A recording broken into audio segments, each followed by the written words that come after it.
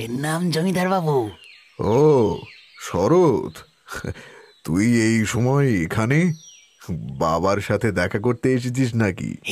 আগে না জমিদার বাবু, আমি আপনার কাছেই এসেছি।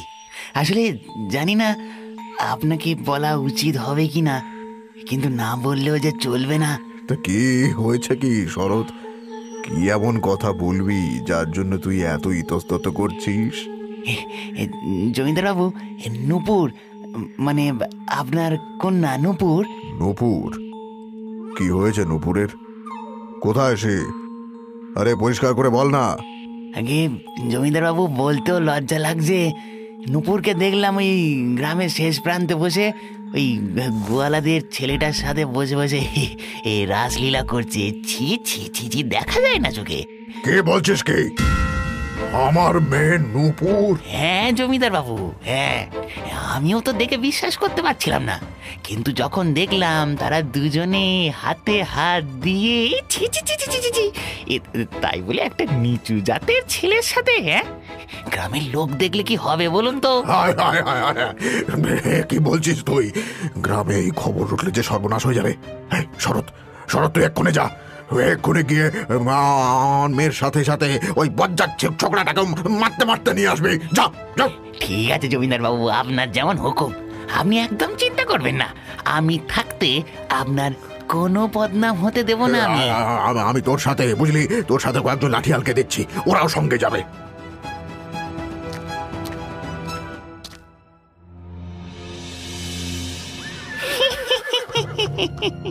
এতদিন ধরে আমি ওই নূপুরের আশেপাশে কুকুরের মতন ঘুরেছি, কিন্তু ও আমায় পাত্তা অবধি দেয়নি। আর ওই ছোট লোক ছেলেটার সাথে প্রেম করবে, ওই ছেলেটাকে আগে মারবো, তারপর নূপুরের সাথে বিয়ে করে এই সমস্ত জমিদারি আমার নামে করবো। রাজ্য আমার হবে, আবার রাজকন্যাও আমার হবে। আজকে কতদিন পরে তোমার সাথে দেখা হলো নূপুর। আমি প্রায় দিন এই পুকুরের ধারে এসে তোমার পথ চেয়ে বসে থাকি। কি করব বলো, সারাদিন ঘরে এত লোক থাকে যে একটু বেরোনোর সুযোগ পর্যন্ত পাই না। আজকে কত কষ্ট করে এখানে এসেছি, তুমি ভাবতে পারবে না। জানি নূপুর, জানি, আমি সব জানি, কিন্তু কতদিন এইভাবে লুকিয়ে লুকিয়ে দেখা করব বলো তো? আমি সত্যি জানি না গো, কিন্তু বাবা যে কিছুতেই আমাদের সম্পর্কটা মেনে নেবে না। হ্যাঁ, জমিদারবাবু যদি জানতে পারেন তার মেয়ে গ্রামের এক গোয়ালার ছেলেকে ভালোবাসে, তিনি হয়তো আমাকে মেরেই ফেলবেন।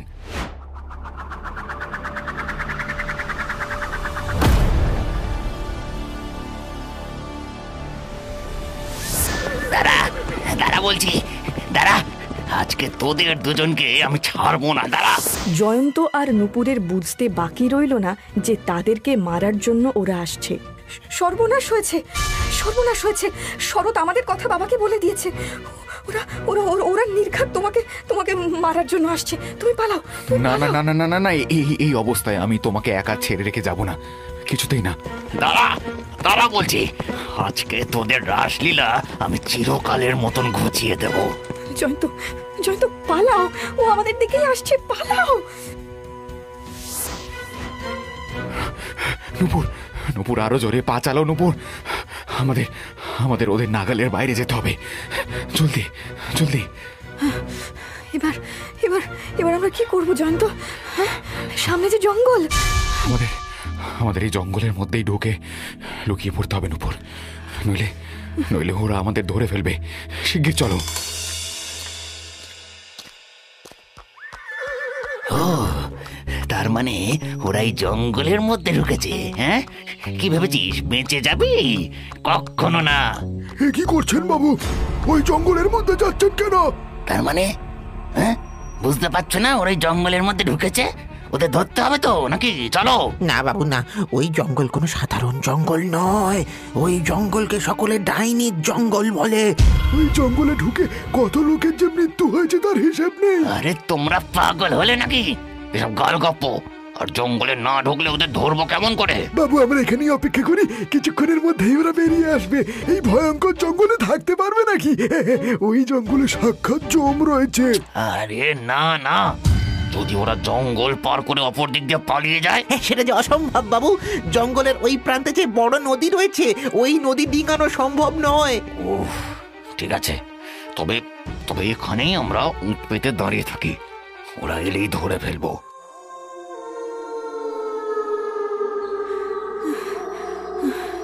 আর পারছি না, আমি আর পারছি না গো। মনে হচ্ছে নিঃশ্বাস যেন বন্ধ হয়ে যাবে। শান্ত শান্ত নূপুর, নূপুর শান্ত। এখানে আমরা একদম সুরক্ষিত।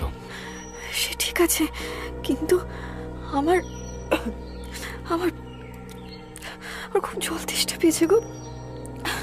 তার উপরে খিদেতে যেন পেটের নাড়ি ভুড়ি অব্দি জ্বলছে। ঠিক আছে ঠিক আছে, তুমি তুমি এইখানে এই কুঁটার ধারেই বসে অপেক্ষা করো। আমি দেখছি তোমার জন্য কিছু ফলমূল জোগাড় করে আনি। আমি আসছি।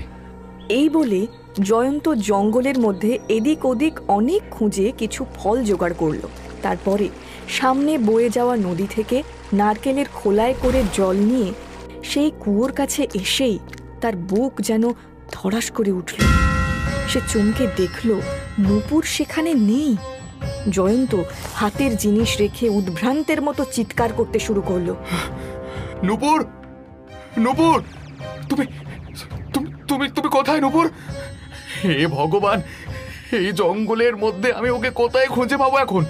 নূপুর, বাঁচাও বাঁচাও, জয়ন্ত আমাকে বাঁচাও, আমাকে মেরে ফেলবে জয়ন্ত। নূপুর, হ্যাঁ এটা তো নূপুরের গলা, আর গলাটা তো কোমর মধ্যে থেকে আসছে। নূপুর, নূপুর, কোথায় তুমি? বাঁচাও জয়ন্ত আমাকে বাঁচাও, আমার খুব ভয় লাগছে জয়ন্ত। এটা কোমর মধ্যে থেকে আসছে মনে হচ্ছে। এক্ষুনি আমাকে নূপুরকে বাঁচাতে হবে। নূপুর, তুমি ভয় পেও না, আমি আসছি। জয়ন্ত তুমি কোথায়? জয়ন্ত আমাকে বাঁচাও। এই কি কাণ্ড, এক্ষুনি তো কোমর মধ্যে থেকে শব্দ আসছিল, আর এখন এটা কি হচ্ছে? নূপুর, নূপুর, তুমি কোথায়? আমি এখানে জয়ন্ত। তুমি ওখানে কি করছো? আমি যে এখানে জয়ন্ত, এখানে। নূপুর, নূপুর, তুমি এখানে? তাহলে কুয়োর মধ্যে থেকে কার আর্তনাদ শোনা যাচ্ছিল? কুয়োর মধ্যে? কিন্তু আমি তো উপরেই ছিলাম। ও বুঝেছি, এটা নিশ্চয়ই ওই ডাইনির কারসাজি। হ্যাঁ, ডাইনি? তার মানে কি বলছো কি? ওমা তুমি শোনোনি? এই জঙ্গলকে তো লোকে ডাইনির জঙ্গল বলে। এখানে নাকি রূপ বদল করতে পারে একটা ডাইনি থাকে।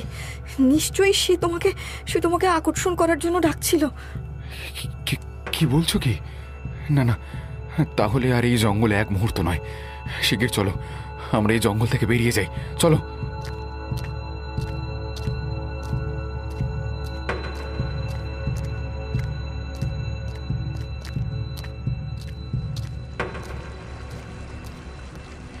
এ কি, এইদিকেও নদী? কিন্তু আমি তো দেখলাম পূর্ব দিকে নদী বইছিল।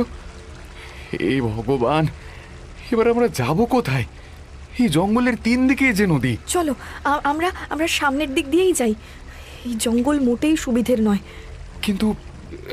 কিন্তু ওইদিকে যদি ওরা এখনো বসে থাকে? বসে থাকবে? কে বসে থাকবে? ওমা, এর মধ্যে ভুলে গেলে ওই নায়েবের ছেলে আর লাঠিয়ালগুলো। ও হ্যাঁ, খেয়াল ছিল না। এই অন্ধকারে কেউ আমাদের দেখতে পাবে না। চলো তো।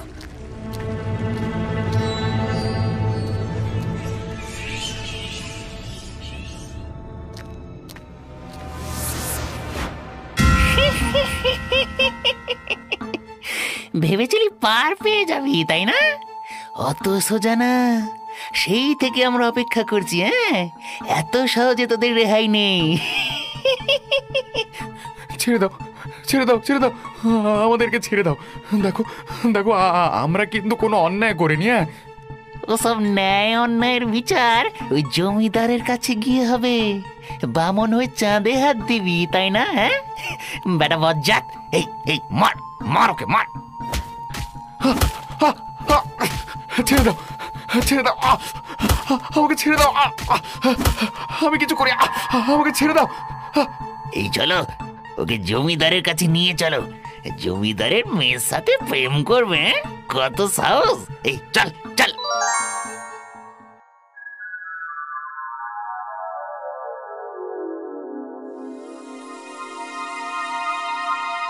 ছি ছি ছি নুপুর, ছি। তোর থেকে আমি এমনটা আশা করিনি। তুই একটা নিচু জাতের ছেলের সাথে, ছি ছি ছি ছি, আমার তো বলতেও লজ্জা লাগছে। জমিদার বাবু এই সারাদিন ধরে জঙ্গলের মধ্যে লুকিয়েছিল, কিন্তু আমিও নাছোড়বান্দা ঠাঁই বসেছিলাম। অবশেষে বাগে পেয়েছি বেটা। জানোয়ার, তোর এত সাহস! তুই আমার মেয়ের সাথে, তুই ভাবলে কি করে? জমিদার বাবু, আমরা কোনো অন্যায় করিনি। নূপুর, ও আমাকে ভালোবাসে। নূপুর, বলো। নুপুরের মতো মেয়ের তুই চাকর হবারও যোগ্য নস। নুপুর নাকি ওকে ভালোবাসবে? যা, দূর হ, ওকে এক্ষুনি কারাগারে ঢুকিয়ে দাও, যাও। নূপুর, আজকে আজকে আমাকে এইভাবে অপমান করা হলো, আর তুমি কিচ্ছুটি বললে না। আমি জানি তোর এখন বয়স অল্প, এইসব ভুল ভ্রান্তি হতে পারে, কিন্তু এটাও তো মনে রাখ যে তুই জমিদারের মেয়ে। একদম ঠিক বলেছেন জমিদার বাবু। হ্যাঁ, এই তোমার যদি কখনো কিছুর প্রয়োজন হয় নূপুর, তুমি আমাকে কিন্তু বলতে পারো। হ্যাঁ, আমি তো তোমার বন্ধুর মতোই। হ্যাঁ মা, এইসব কথা আর মনে রাখিস না। যা, ঘরে গিয়ে বিশ্রাম নে, সকাল থেকে কিছুই তো খাসনি। বেশ হয়েছে। আর নূপুরের ত্রিসীমানায় আসতে সাহস পাবে না, কিন্তু আমাকে এবারে নূপুরের কাছে কাছে থাকতে হবে। একবার, শুধু একবার নূপুরকে পটাতে পারলেই ব্যাস।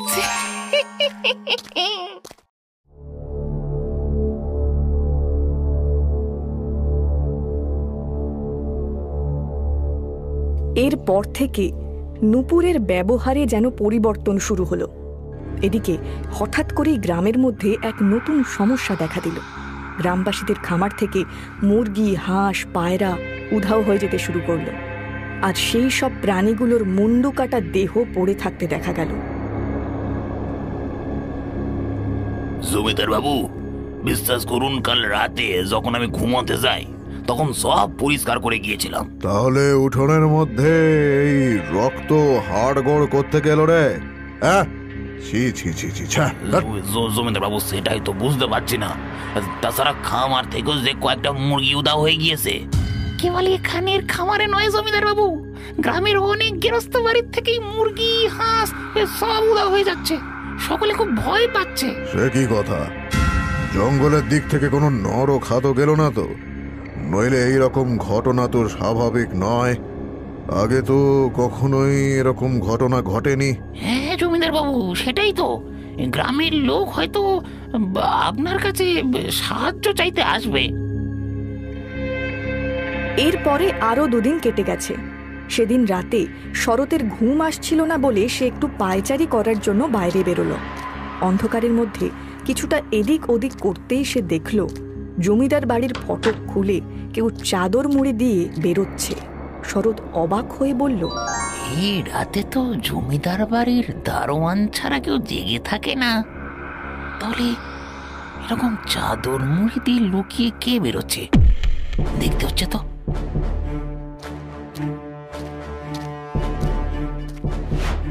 এই মাঝরাতে নূপুর একা একা যাচ্ছে কোথায়?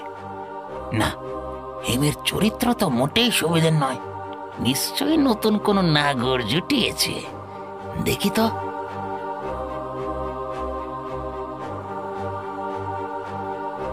গোয়াল ঘরে? গোয়াল ঘরে কি করবে ও? অদ্ভুত তো।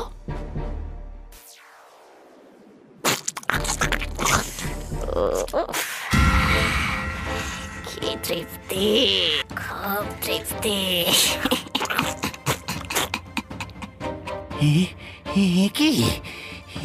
কি দেখলাম আমি? এটা কি করে সম্ভব? এটা নূপুর হতে পারে না। এটা যে অসম্ভব। খিদে, আরো খিদে পাচ্ছে। না না না না না না, আমি আর এই দৃশ্য দেখতে পারবো না। এক্ষুনি এক্ষুনি আমাকে জমিদার বাবুকে গিয়ে সব জানাতে হবে, এক্ষুনি।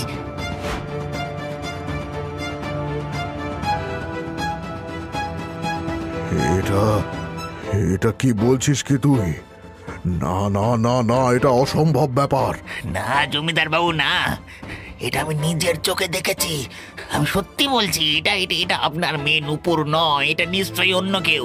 অন্য কেউ? নূপুরের আচরণে যে আমি নিজেই অবাক হইনি তা নয়, যেন তার স্বভাবটাই বদলে গেছে। তার উপরে এই বাড়িতে পাওয়া সেই হাড় গোড় রক্ত আর গ্রামের বিভিন্ন বাড়ি থেকে মুরগি ছাগলের উধাও হয়ে যাওয়া। তার মানে এই সব নূপুর করছে?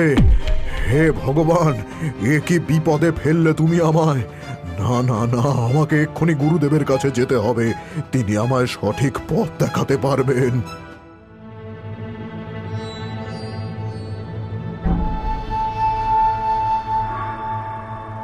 এ কি বলছো জমিদার?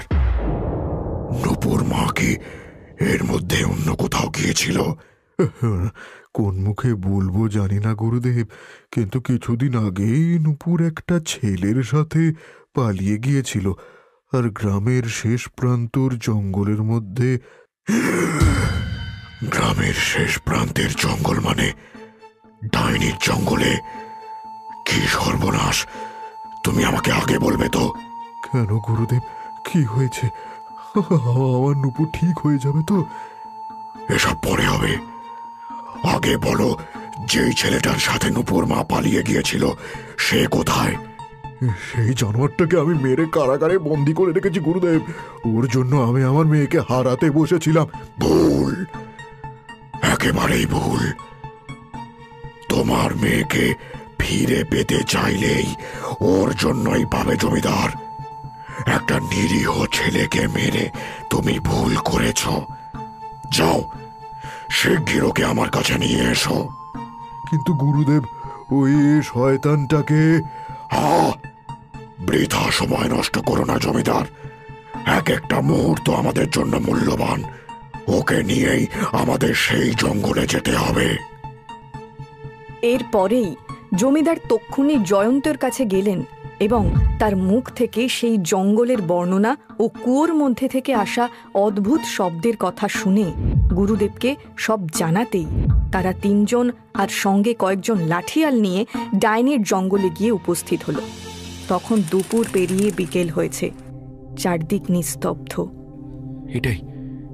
এটাই তো সেই জায়গা যেখান থেকে সেই অদ্ভুত চিৎকার শোনা যাচ্ছিল। এই কুয়োর মধ্যে, এক্ষুনি এই কুয়োর মধ্যে নামতে হবে। এই যে দাঁড়িয়ে দাঁড়িয়ে দেখছিস কি?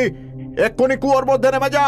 ক্ষমা করবেন জমিদার বাবু, কিন্তু এই ডাইনির কুয়োতে আমরা কিছুতেই নামতে পারবো না। হ্যাঁ জমিদার বাবু, আপনার কথায় আমরা এই জঙ্গলে এসেছি ঠিকই, কিন্তু কুয়োতে নামতে পারবো না। তোদের এত বড় সাহস!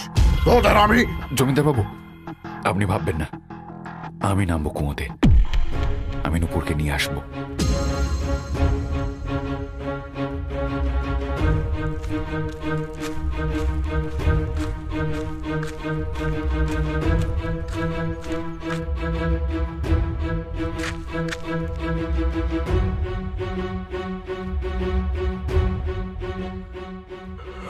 নূপুর, আমার নূপুর মা, চোখ খোল মা আমারে।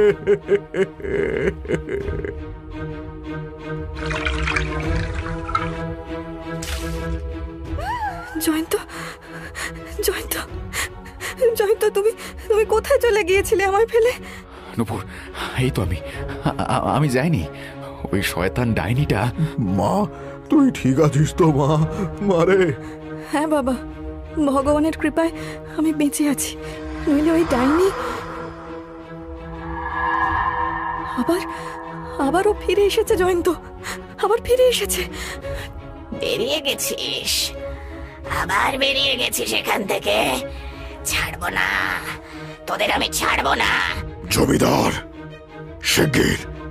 শিগগির ওই কুয়োকে বুঝিয়ে দিতে হবে, নইলে ওই ডাইনির হাত থেকে রক্ষা মিলবে না। লাঠিয়াল, তোরা এক্ষুনি ওই কুয়োকে বুঝিয়ে দে, মাটি ফেল এর মধ্যে। না না, খবরদার করবি না, না এরকম করবি না, শেষ করে দেবো, সবাইকে শেষ করে দেবো।